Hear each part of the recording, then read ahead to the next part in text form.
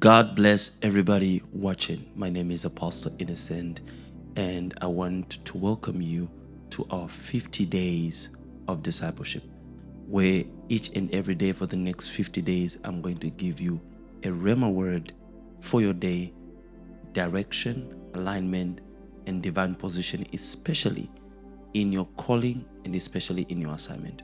So somebody came to me recently and they asked me a question, man of God, what is the number one mistake that a called person or an anointed person can ever do? Yet, I realized that in my whole time in ministry, God really never called me to pinpoint mistakes of what people do.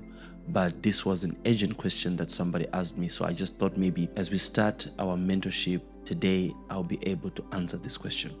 So pardon me, please. The greatest mistake that many people do, especially if they are anointed, or especially if they know that they are called, especially if they know that they have the assignment of God over their lives, they think that God cannot replace them. Most of the times we have a lot of people that have allowed the title to get into their head, that have allowed their gifts to get into their head. If you think that you cannot be replaced, you need to ask Saul.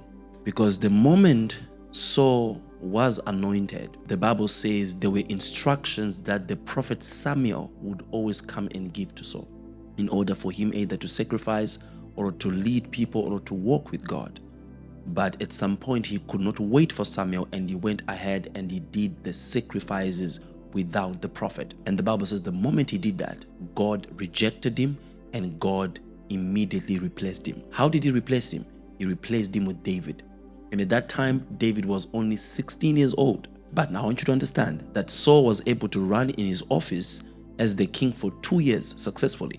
The rest of the 38 years, he went in there without God, which means he did what he did and God was not present in his leadership.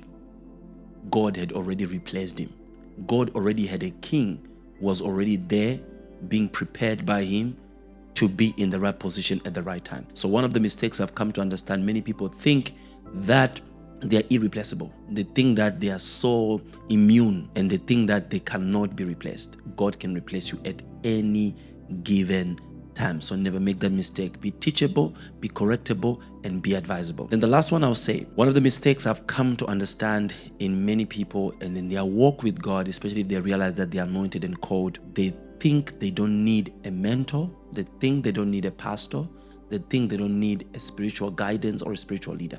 They think that they can do this with God all by themselves. But you need to understand that the distance between you and your assignment is a person. So God has made it possible to make sure that there are certain individuals that are in your life. The reason why they are there to instruct you. They are there to position you. So you refusing to be teachable, to be correctable, I'm telling you the truth. It's one of the mistakes that you can make if you're anointed. Look at Elisha. Elisha is being teachable. Elisha is following Elijah, and Elijah is the teacher and Elisha is the student. But at the end of the day, look at how he ended up being. He received a double portion. He did more miracles than Elijah did. Look at Joshua.